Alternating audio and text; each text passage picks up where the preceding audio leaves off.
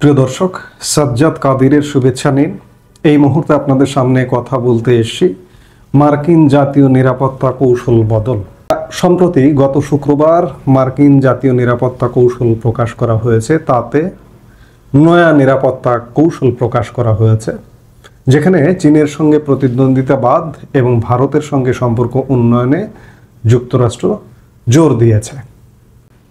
পররাষ্ট্রনীতি ও জাতীয় নিরাপত্তা কৌশল নিয়ে নথি প্রকাশ করেছে যুক্তরাষ্ট্র।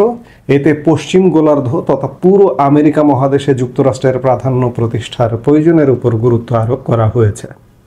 একই সঙ্গে চীনের সঙ্গে প্রতিদ্বন্দ্বিতা না করে তাইওয়ানকে রক্ষা এবং ভারত প্রশান্ত মহাসাগর এলাকায় সুরক্ষায় ভারতকে প্রাধান্য দেওয়ার বিষয়টি এতে উল্লেখ করা হয়েছে।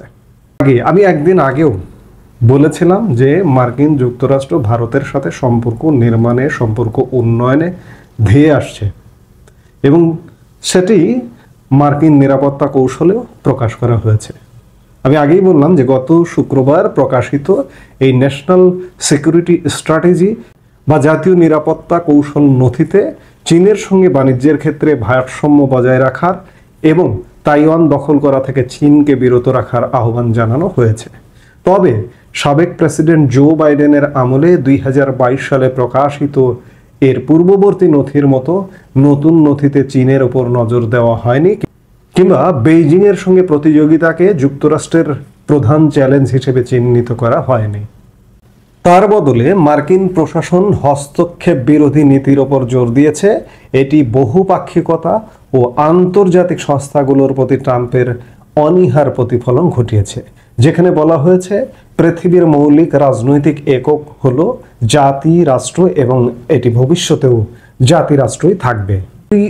এর আগে দুটি জাতীয় নিরাপত্তা কৌশলে, যার মধ্যে ট্রাম্পের প্রথম আমলে প্রকাশিত একটিও ছিল চীনের সঙ্গে প্রতিযোগিতাকে যুক্তরাষ্ট্রের প্রধান অগ্রাধিকার হিসেবে বর্ণনা করা হয়েছিল, কিন্তু এই নতুন কৌশলে বেইজিংয়ের সঙ্গে প্রতিদ্বন্দ্বিতাকে সামনে ও কেন্দ্রে রাখা হয়নি। তবে এই নথিতে এশিয়াতে অর্থনৈতিক প্রতিযোগিতায় জেতা এবং চীনের সঙ্গে বাণিজ্যের ভারসাম্য বজায় রাখার প্রয়োজনীয়তার উপর জোর দেওয়া হয়েছে। এই লক্ষ্যে এটি বেইজিংয়ের মোকাবিলায় ভারসাম্য তৈরির জন্য এশীয় মিত্রদের সঙ্গে কাজ করার প্রয়োজনীয়তার উপর জোর দিয়েছে, যেখানে ভারতকে আলাদা করে তুলে ধরা হয়েছে।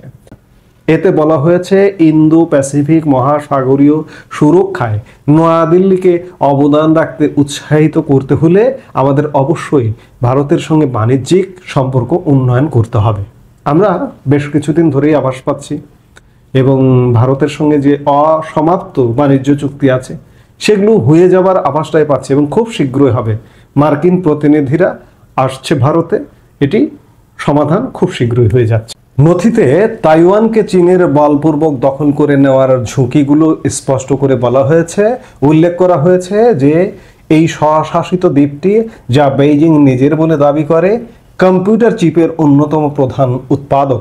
এতে আরও জোর দিয়ে বলা হয়েছে তাইওয়ান দখল করলে চীন এশিয়া প্যাসিফিকের দ্বিতীয় দ্বীপপুঞ্জের প্রবেশাধিকার পাবে এবং দক্ষিণ চীন সাগরে এর অবস্থান জোরদার করবে, যা বৈশ্বিক বাণিজ্যের জন্য এক গুরুত্বপূর্ণ জলপথ।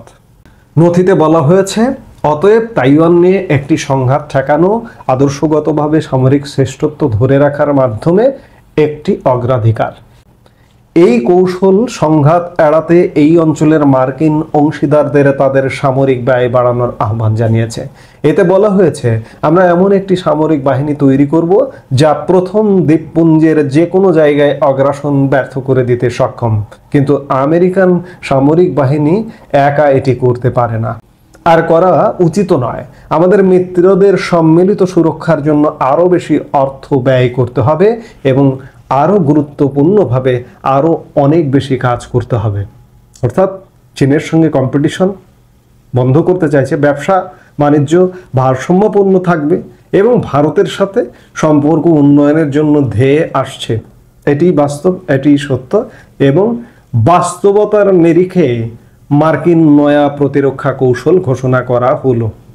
এই কৌশল বাস্তবায়ন হলে এবং এই কৌশলে যদি চলে, মার্কিন যুক্তরাষ্ট্র যদি চলে, তাহলে পৃথিবী শান্তিপূর্ণ হবে। সোজা কথা, পৃথিবীর চেয়ে সবচেয়ে বড় কথা যে আমরা এই অঞ্চলের বাসিন্দা, ইন্দো প্যাসিফিক অঞ্চলের বাসিন্দা হিসেবে আমরা মনে করতে পারি যে মার্কিন যে নয়া কৌশল, এই কৌশলে আমরা এই ইন্দো প্যাসিফিকের বৃহৎ অংশের একটি বাংলাদেশ, আমরাও শান্তির সুবাতাস পাবো সামনে। আমরা আশার কথা বলি না, এগুলোই হচ্ছে আশার কথা। আমরা শীঘ্রই হয়তো শান্তির সুবাতাস পেতে যাচ্ছি। এই মুহূর্তে এ পর্যন্ত। সবাই ভালো থাকুন, সুস্থ থাকুন। আমাদের ভিডিওগুলো নিয়মিত পেতে সাবস্ক্রাইব করুন Sajjad Kadir and the legends YouTube channel এবং লাইক, কমেন্ট, শেয়ার করে সাথে থাকুন।